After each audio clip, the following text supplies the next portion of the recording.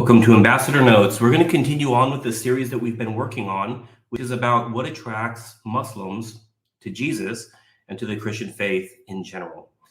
We talked about 2 reasons in our previous video last month. We're going to give you 2 more reasons, and next month we'll keep on going. So Sharon, tell us about some of the things that attract Muslims to the Christian faith. Well, one of the things we haven't discussed yet is dreams and visions. We have various friends who have had visions anywhere from the Virgin Mary to Jesus to we had one person that we knew that had a vision that she was in a room and it was like all walls. There was no way to get out except for like a window really, really up high, and she couldn't reach it by herself. But she heard a voice and she knew it was Jesus saying, I will help you out, even though you can't do it by yourself. So there are many different dreams and visions that people have. But I want to say that with a caveat, it doesn't really work very well if they're not able to connect with a Christian afterwards, just like Paul on the road to Damascus, when he had that vision of Jesus, he had to connect to Ananias in order to continue growing in his faith. And so just like that, we also need to be open and available for these friends of ours that have seen Jesus, that have had dreams and visions with a very Christian message, and be able to help them in their journey in faith to recognize who that is, recognize what it means, and how they can move closer to following Jesus. Yeah, so in other words, dreams and visions is one step on a journey. So it's not an excuse. It's not a way for Christians to be like, well, they're having dreams and visions, I don't need to do anything. That's not what we're saying.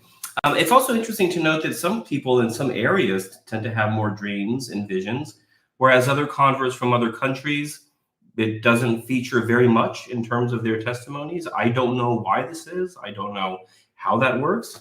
But also another thing is that I'm guessing that a lot of Muslims have had dreams and visions, but have just never really talked to anyone about that. So if you have a good, close Muslim friend, you could ask them, have you had any dreams about Jesus or any of the Christian saints or an angel or anything like that? So dreams and visions. And the other thing that I want to talk about today that attracts a lot of Muslims to the Christian faith, and including even leaving Islam for Christianity, is the personality of Jesus. A lot of Muslims, especially ones who try to be religious, try to be very informed about their faith, they have learned a lot about the life of Muhammad, the founding figure of Islam. And Muhammad, he was a very variable person. He could be very magnanimous, very generous, but he could also be very petty, paranoid, vengeful, But you compare that to Jesus, and you see how Jesus treats people, like how Jesus interacts with children, how Jesus interacts with women, how Jesus interacts with the powerful.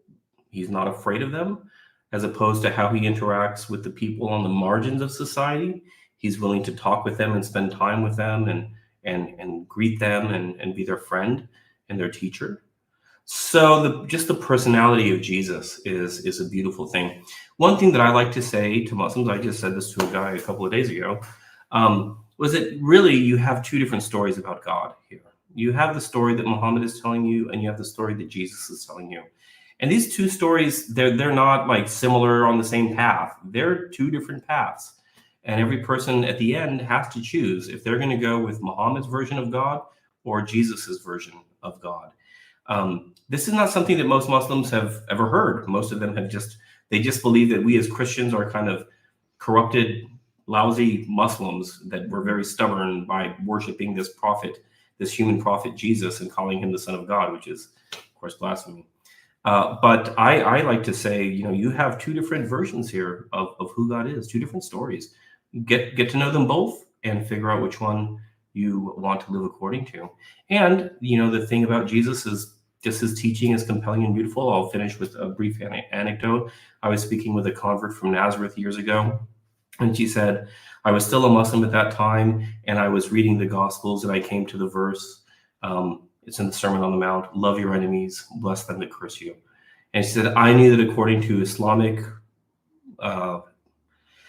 tradition, hermeneutics, I don't want to use fancy words, but according to Islam, that had been canceled and it had been replaced by a better teaching from Muhammad later on, which is that, yeah, if you have enemies and they're doing X, Y, and Z, kill them. You know, like that's just pretty straightforward in the Quran. Not everyone, but yeah, there are times when, yeah, you just go, you get enemies, you kill them. Well, anyway, and she said, I just could not imagine that inferior teaching of killing your enemies could ever be anything better and more healthy and more holy and more heavenly than this command to love your enemies and bless them that curse you. So again, two different men, two different stories, and we have to choose. We've chosen, and Muslims have to choose too, and let them know. So those are the two things: dreams and visions. And the second one is the personality of Jesus, especially when compared with the personality of Muhammad. Thank you very much.